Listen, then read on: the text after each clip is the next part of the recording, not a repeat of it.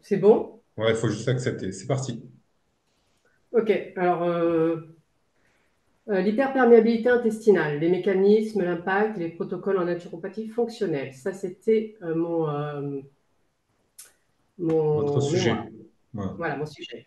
Alors, je vous ai fait une petite introduction, mais on va la passer. Du coup, hein, je fais introduction, contexte, définition, facteurs favorisants, lien pathologique, philosophie, bon, cas client et conclusion. Allez-y, enchaînez, enchaînez, ne présentez pas, je vous L'intestin dirai. est une surface d'environ 300 mètres carrés, qui est l'un des organes les plus exposés de notre corps. Cette barrière a une fonction très spécifique. Elle doit laisser passer les nutriments essentiels, mais empêcher l'entrée des molécules indésirables, les macromolécules, les toxines, les fragments bactériens ou les allergènes. Quand cette sélectivité est altérée, on parle d'hyperperméabilité intestinale. Cela permet à des molécules comme les LPS, lipopolysaccharides, issus des bactéries, de traverser et de stimuler en permanence le système immunitaire et donc de provoquer une inflammation de bas grade chronique et qui entretient ou aggrave de nombreuses pathologies. Voilà. OK. Les Alors, causes? comment? Est-ce qu'on peut parler des causes? Qu'est-ce qui entraîne Les causes, oui, l'hyperperméabilité justement, j'y viens. intestinale? Alors là, je zappe là-dessus sur le contexte. En fait, ça Ouais. arrive. En fait, les maladies chroniques représentent aujourd'hui plus de 60% des décès mondiaux, selon l'OMS. L'intestin est au centre de cette problématique, et notamment à cause de nos facteurs modernes, une alimentation industrielle, le stress, donc beaucoup le stress chronique, les médicaments, le sport aussi, le sport intensif. Il y a aussi les enfants nés par césarienne qui ont des problèmes de microbiote et qui ont des prédispositions, malheureusement, à avoir une hyperperméabilité intestinale. Bon, c'est un enjeu de santé publique, hein, parce que justement, à cause de ça, on se retrouve avec des pathologies quand même assez lourdes de conséquences. Alors, comme je disais, hein, l'hyperperméabilité intestinale, c'est la perte de sélectivité de la barrière intestinale. Alors, normalement, les jonctions serrées qui sont gérées, entre guillemets, gérées par la zonuline, c'est-à-dire que la zonuline est le messager qui ouvre et qui ferme les jonctions serrées, laisse passer juste les nutriments dont le corps a besoin. Lorsqu'il y a une agression de la barrière intestinale, donc des entérocytes, on produit plus de zonuline et du coup, les jonctions serrées restent ouvertes et laissent passer des macronutriments, des toxines, des allergènes, des virus dans le sang. Ce qui Oui, on peut crée, même parler des peptides, on peut parler aussi. ouais, aussi, qui crée des intolérances alimentaires, une inflammation de bas grade, des maladies auto-immunes et dans des cas les plus graves, bon, je n'ai pas voulu en parler dans mon mémoire, mais dans les cas les plus graves, des cancers. Voilà. Pour les maladies auto-immunes, on sait que, ouais, on dit chez nous que c'est 99% des causes de ces maladies auto-immunes parce qu'on va chercher la cause fondamentale.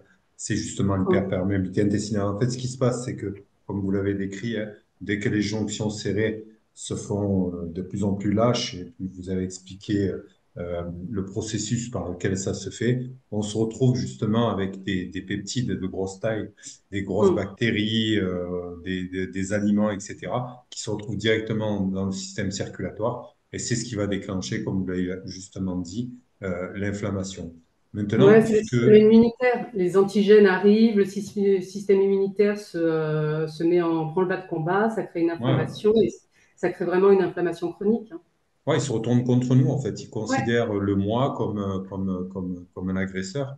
Et c'est la définition même de la maladie auto-immune. Est-ce que vous pouvez Hum. nous parler de comment est-ce que ça peut être détecté et les différents tests qui peuvent être utilisés pour Oui, bien sûr. justement déceler? Alors, comment ça peut être détecté? Bah, déjà, il y a par l'anamnèse, hein, on fait une analyse clinique quand même. Il y a certains signes qui peuvent orienter directement vers une dysbiose.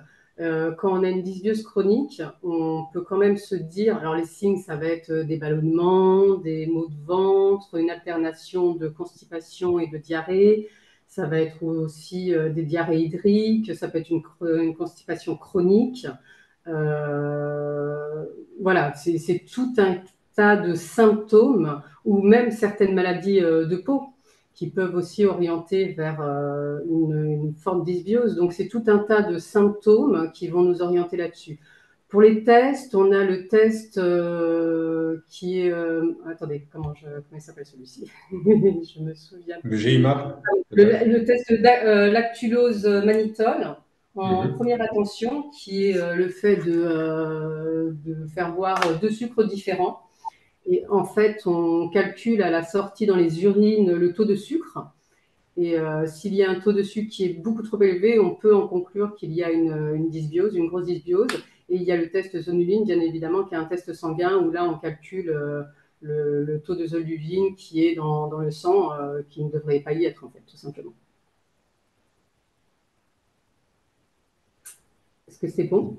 Oui, c'est bon. On pourrait en citer d'autres. Il y en a énormément, hein. On a le GIMAP, on a l'analyse alimentaire au niveau des anticorps, on a le RTL Tox Compare. Enfin, on va pas faire toute la Oui. panoplie. Mais des fois, je Là, pense c'était les que deux. en termes de médecine fonctionnelle, parfois, on va dépenser énormément de monnaie, énormément Mm. d'argent, alors que des fois, juste avec des signes cliniques, etc., peut-être qu'en première intention, on peut traiter large, voir un petit peu Mhm. ce que ça donne. Si jamais ça persiste, si jamais on voit qu'on n'arrive pas à trouver la solution, à ce moment-là, on peut engager les grosses sommes parce que il faut le rappeler, hein, les gens, c'est pas Oui, oui, toujours c'est ça. évident de dépenser des sommes pareilles dans ce genre de test pour Oui, et puis juste il faut surtout que le préciser médecin ce qui traitant est finalement accepte aussi, évident. en plus. Hmm.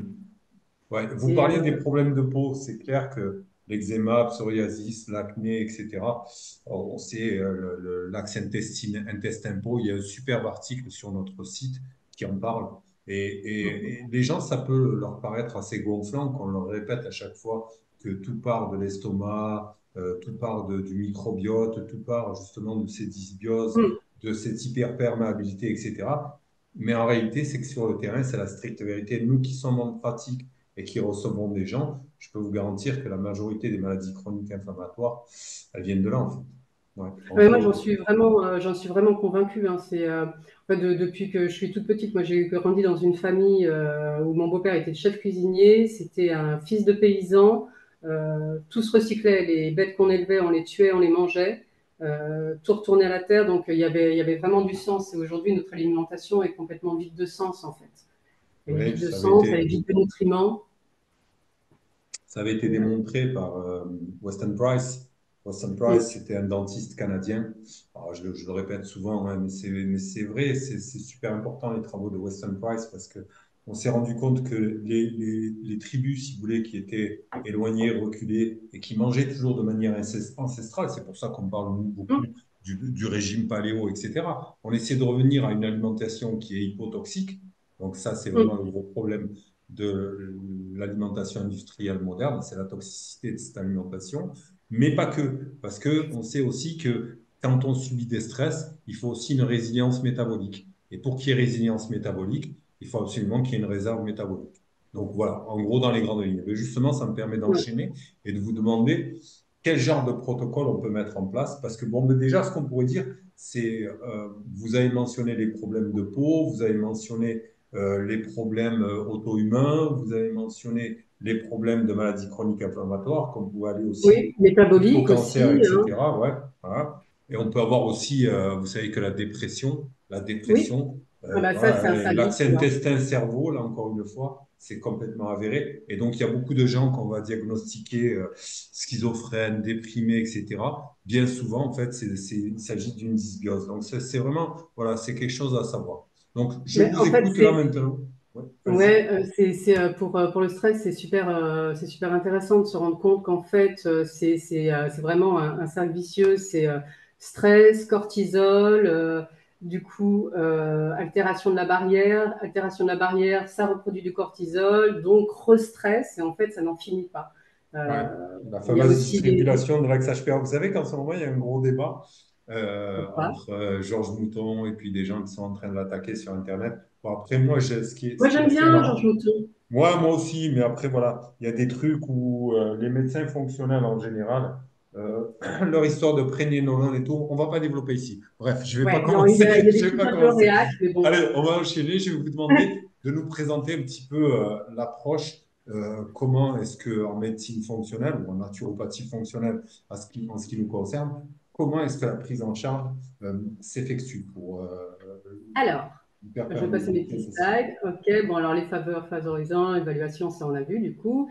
Les liens pathologiques, bon, bah, ça on vient d'en parler, hein, que ce n'est pas une maladie en soi, mais que c'est vraiment, C'est une cause sous-jacente, voilà. Pour nous, voilà, c'est vraiment voilà. c'est vraiment une Et il cause faut trouver sous-jacente. pourquoi. Voilà, il faut toujours trouver pourquoi il y a eu cette dysbiose et pourquoi il y a eu cette hyperperméabilité. Et c'est là qu'on dit souvent, hein, il suffit pas de changer l'alimentation ou de donner des probiotiques, ça ne Mm. marche pas. Il faut absolument traiter et rentrer dans un protocole. Et là, vraiment, hein, ça nous fait l'enchaînement parfait pour que vous puissiez nous expliquer une prise en charge en termes de naturopathie fonctionnelle.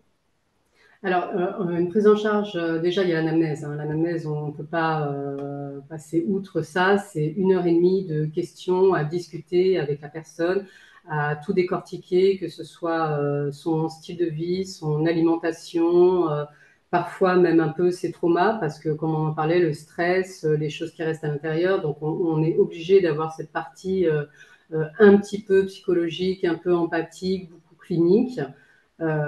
Et surtout, une fois qu'on a compris, qu'on soupçonne qu'il y a une dysbiose ou une hyperperméabilité intestinale, j'essaye d'appliquer donc la logique des 5 R, donc retirer tout ce qui agresse. Donc on met en place un régime sénialais ou un régime Ça, c'est le euh, premier R, hein. Je suis désolé, je vous coupe. C'est le premier R des 5 R. oui, c'est ça, Ouais, retirer. Déjà, voilà. on retire C'est un vraiment, protocole de médecine fonctionnelle et vous êtes en train de nous présenter la première étape, la première étape. voilà, Ouais, c'est juste pour qu'on exactement. situe. D'accord. Donc, on retire tout ce qui agresse la barrière intestinale, en fait, tout ce qui agresse la muqueuse intestinale. Après, on répare la barrière intestinale, donc avec de la phytothérapie, la nutrition, énormément de nutrition et de la nutrition thérapeutique, hein, bien sûr. Ça va être du bouillon d'os, ça va être des sardines, ça va être on va prendre de la glutamine, on va prendre aussi en première intention, si on suspecte un SIBO, de l'origan ou de la berberine. Donc voilà, en suivant ce qu'on soupçonne un petit peu, on met en place ce protocole de réparer donc la barrière intestinale. Après, une fois que la barrière intestinale est réparée, il s'agit de réensemencer. Donc, avec en général 3 souches de microbiote. Et on commence à réintroduire à ce moment-là aussi des légumes fermentés, des fausses, de l'inuline, qui sont des prébiotiques. On rééquilibre le terrain et on réintroduit, en dernière intention, on réintroduit progressivement certains aliments. Ouais. Et Donc, c'est important aussi de parler des enzymes digestives. Souvent, ouais, chez les gens, la quand on a glutamine, une donc, hypochlorhydrie, etc., c'est ouais. super important aussi à relancer. Alors, la gentiane aussi pour un peu gentiane et aussi tout ce qui est plantes amères, un peu pour les sucs gastriques. Mhm.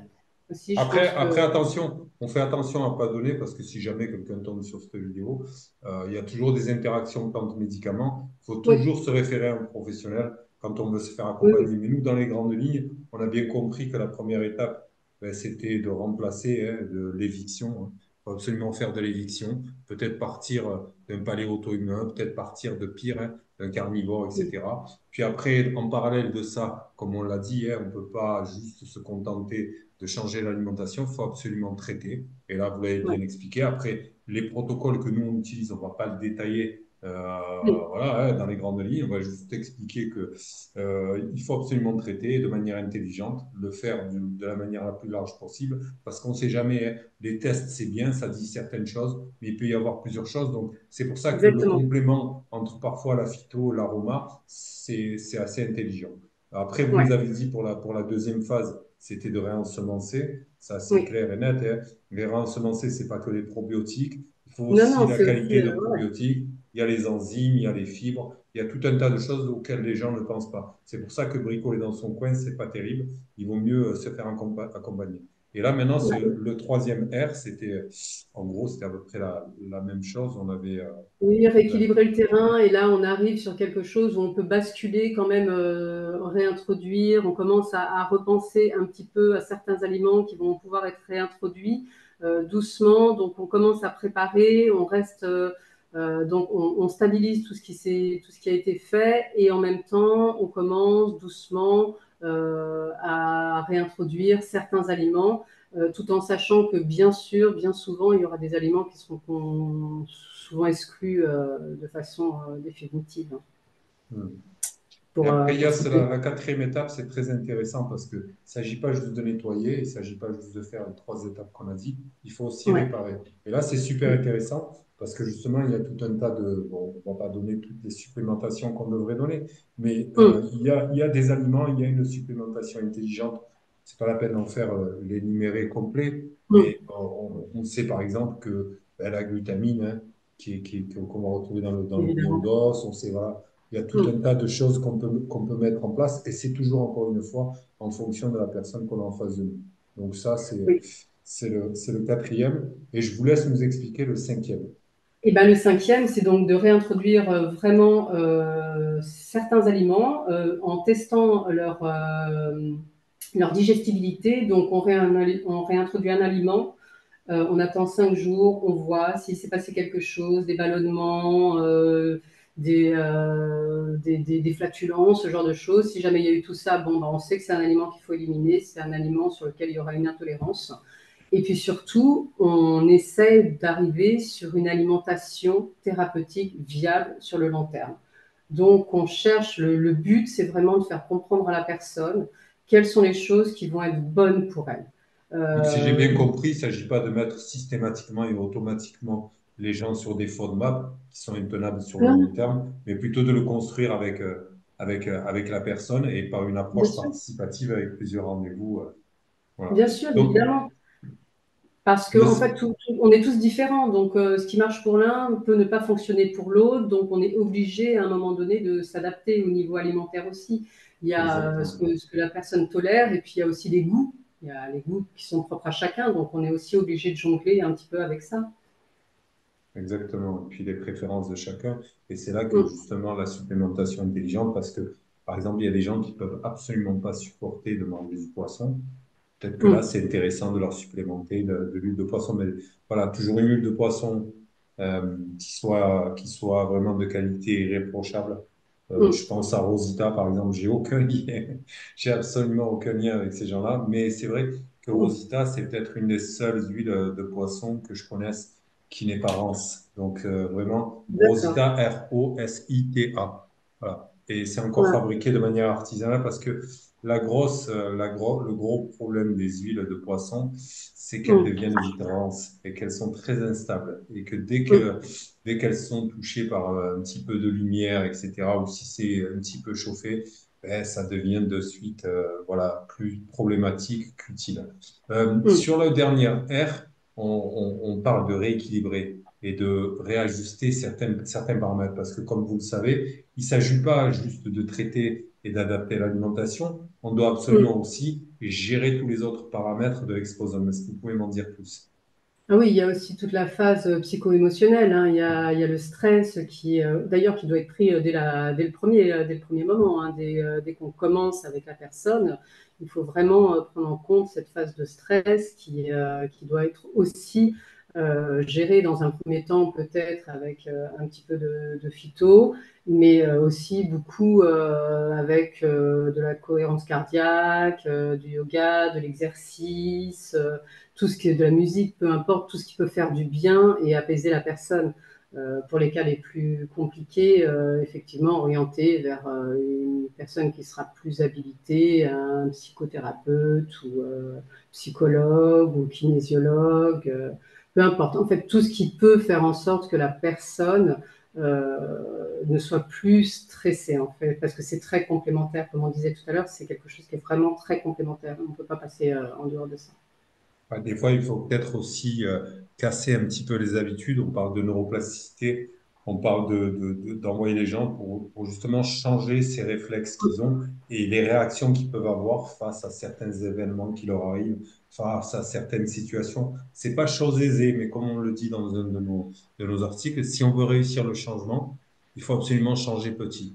Et donc, on le fait de Oui, manière progressive. On ne pourra pas tout changer d'un coup, tout changer non. en un seul jour. La volonté toute seule, ça ne marche pas. Il faut juste de la discipline et se faire tenir la main, se faire accompagner par un professionnel. Pourquoi pas? Pourquoi pas? Il faut Ben, savoir oui, parce reconnaître qu'en des plus, fois nos limites. mmh. Oui, et puis surtout, il y a des choses qui marchent aujourd'hui en psychologie. Il y a des choses qui marchent très très bien. Je pense à l'EMDR, qui sont des choses où il n'y a pas besoin d'énormément de consultations pour avoir des résultats relativement satisfaisants. Donc, à partir du moment où la personne sait qu'elle ne va pas rentrer non plus dans un schéma où il va falloir qu'elle fasse une thérapie sur un an, c'est quelque chose qui facilite aussi les choses. Ouais. Dans votre mémoire, on va pas le faire parce que sinon on y serait jusqu'à demain matin. Vous avez abordé toutes les différentes pathologies Ouais. et comment on pouvait adresser. Bon, vous l'avez compris, hein, grosso modo, quand je vous mettais moi mes corrections, etc. Mm, Notre but à nous, on se fout complètement finalement du symptôme. On s'en fout pas. mm, Ça rentre dans l'historique, oui. etc. Ça nous aide à comprendre la situation de la personne qui vient nous rencontrer. Mais au final, nous, on va toujours adresser les causes. Et suivant les causes, suivant l'état des gens, on va pas tout faire hein, parce que là, sinon, je vous le dis, on est là jusqu'à demain matin et on n'aura pas terminé. Donc, du coup, j'ai trouvé ça très intéressant. Euh, Qu'est-ce que vous pouvez nous dire? Est-ce que c'est quelque chose qui vous a touché à vous? Est-ce que c'est quelque chose que vous avez déjà rencontré ou est-ce que vous avez déjà accompagné des personnes qui souffrent de psoriasis, de Oui, genre de alors moi j'ai pathologie directement liées? alors moi moi je suis très attachée à la nourriture. Vraiment, c'est quelque chose qui est très important pour moi. Et en Pourquoi? fait, je me suis hein Pourquoi? bah parce que comme je disais tout à l'heure, moi je viens de ça. Je viens d'une famille avec un beau-père chef cuisinier. J'ai passé mon adolescence dans une cuisine, sur les marchés, à trouver des bons produits, sentir des bonnes tomates et tout ça. Et en plus de ça, après j'ai passé 18 ans dans le médical en tant qu'assistant dentaire et j'ai été confrontée à un autre non-sens qui était que lorsqu'un patient venait, en fait, on ne regardait que sa douleur ou son symptôme, on n'essayait jamais de comprendre pourquoi. On n'essayait jamais de comprendre pourquoi cette personne en arrivait là. Alors, un peu ça, on ne travaillait pas la bouche, c'était déjà le début de ce que moi je voyais un petit peu. Et le tube digestif, c'est notre première barrière. Vraiment, c'est notre première barrière. Moi, je suis très attachée à ça en me disant que si on arrive à faire en sorte que ça fonctionne plutôt bien, même bien, on s'évite quand même pas mal de problèmes. Et quand on regarde les pays où les gens mangent de façon saine, ils vivent beaucoup plus longtemps, dans de meilleures conditions. Et Exactement. Je reprends c'est juste tout. un truc. La première des Oui, barrières, si on remonte vers le haut, c'est avant tout l'acidité.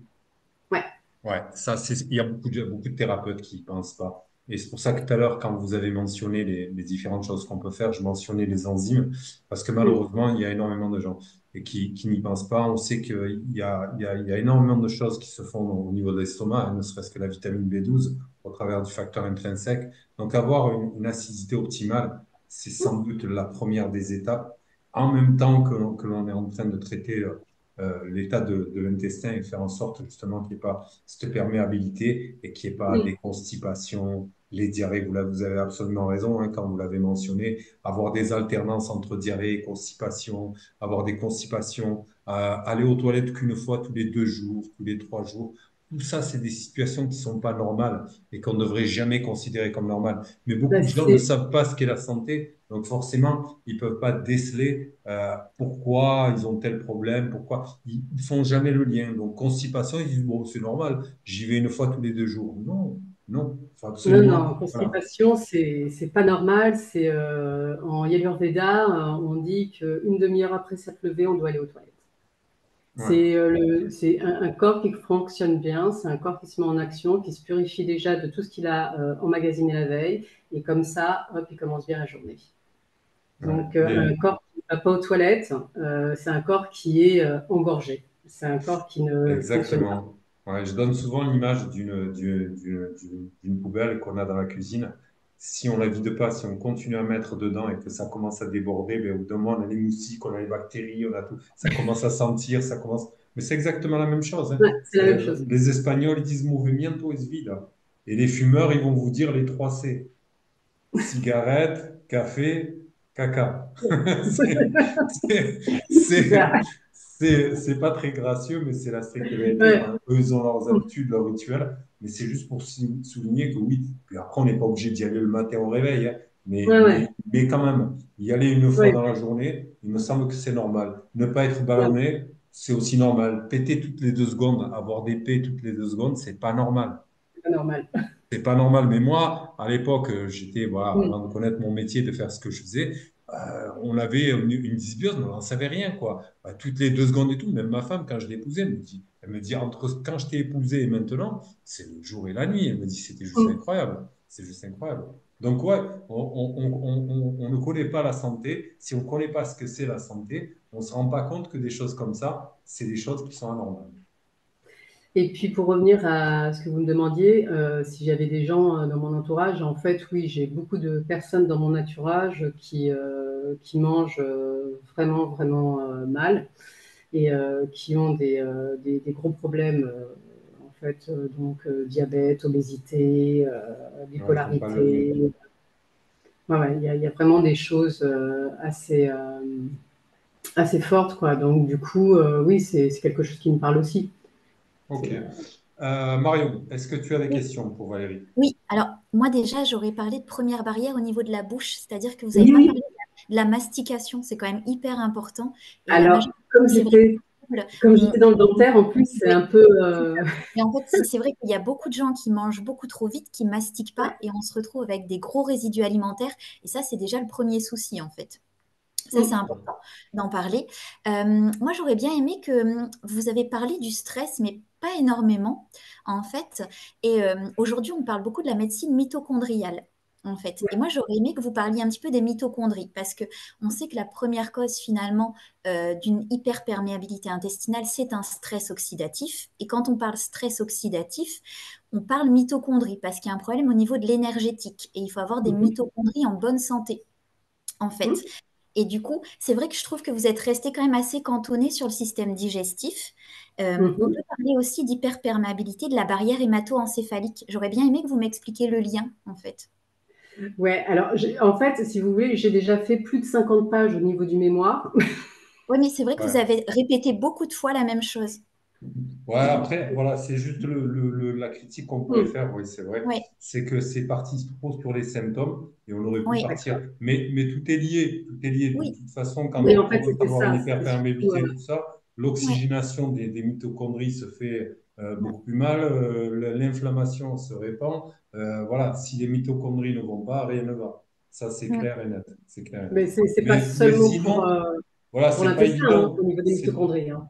Ouais. Mais non, c'est non, pas évident de faire un Les mémoire. usines Moi, énergétiques ouais, ouais, ouais. Si on du les système. étouffe, ben, déjà, c'est lié. Si on a une Mm. alimentation qui est pas tchac, qu'on mange du sucre à tire-larigot, etc., c'est comme vous prenez votre clavier là qui est devant vous, vous mettez du Mm. miel dessus. C'est un peu la même chose avec les mitochondries. C'est ce qui se Oui. passe. Donc, ouais, c'est forcément, c'est absolument lié. Et nous, en termes de médecine fonctionnelle, les mitochondries, le cycle de Krebs, c'est tous des axes qui sont super, super, super importants. Et l'inflammation de bas grade, voilà, je peux que dire que c'est un des déclencheurs. Et le déclencheur de Mhm. cette hyperperméabilité, c'est bien souvent voilà, dû à notre façon de manger, les biothérapies, le fait d'être né par césarienne. Il y a tout un tas de facteurs dans Oui, le monde oui, il moderne y a tout qui un tas font que, voilà, et on n'a pas oui, idée du nombre de gens qui sont dans cet état-là. oui, les perturbateurs endocriniens aussi, en fait. Ça aussi, aussi, énormément. Beaucoup, ouais. beaucoup. Les Et c'est vrai que, coiffeuses, Bien, les les voilà, hormones, hein, coiffeuses, aussi aujourd'hui, oui, la testostérone joue énormément, que les oestrogènes jouent aussi. Donc effectivement, il n'y a pas qu'un facteur, il y a beaucoup. C'est hein, multifactoriel, hein. C'est s'il y pour avait ça que qu'une dans nos seule chose. questionnaires, on pose la question de quel métier ils font, etc. Vous saviez, par exemple, que les horticulteurs, les vendeurs et les fleuristes, ce sont les plus touchés avec les coiffeurs et tout ça, parce que autant on contrôle tout ce qui est produits chimiques dans l'alimentation, autant on ne le contrôle pas dans les fleurs. Et c'est Ouais. juste une catastrophe. Ça a été révélé il n'y a pas longtemps. C'est une Non, étude non, je ne savais que pas. j'ai vue. Ouais.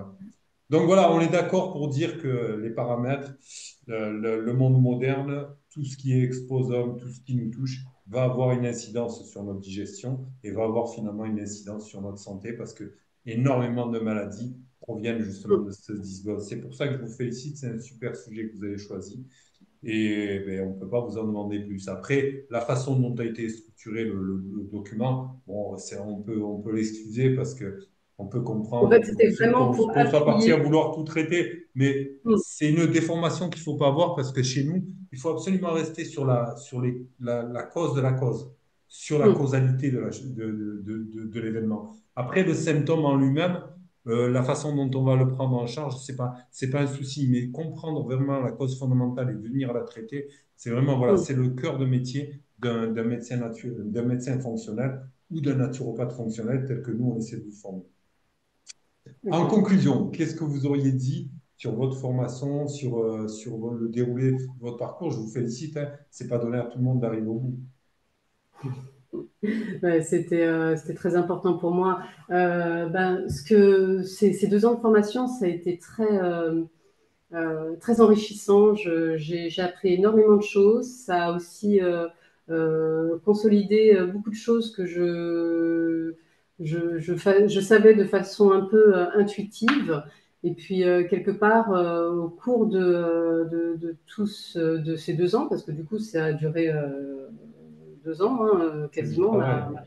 voilà, ma formation, ben, ça m'a donné de la légitimité. Et aujourd'hui, quand je suis quelqu'un, je me sens légitime, quoi. Et comme j'ai des résultats en plus de ça, je suis super contente. Voilà. Bon, mais je suis ravi, franchement, je suis content d'entendre ça parce que c'est le but en fait, d'avoir une Mm. formation qui soit efficace pour au final vous donner des outils. Et puis, c'est pas fini, hein, je veux dire, on termine une formation, c'est pas parce qu'on a terminé une formation qu'on continue pas à se former. Il faut Ah non, absolument non, oui, oui, continuer à bien lire, sûr. s'intéresser, faire des articles et je vous le souhaite. Mais en tout cas, moi, je vous félicite. Je vous souhaite une très bonne continuation. Je vais vous revoir plus tard. On communiquera. On a un petit peu des problèmes sur le site en ce moment. J'en suis vraiment D'accord. désolé. C'est vraiment en Mhm. dehors de nos mains. On essaie de faire avec le technicien. Ça fait 5 jours qu'on est dessus. Mais dès que je peux reprendre la main, je vous recontacte et on met tout ça en place. Ça te va, Marion? Oui, Oui, super, merci. Mais de toute Bon, façon, là, je suis en stage à partir de demain pendant 15 jours, donc tout va bien.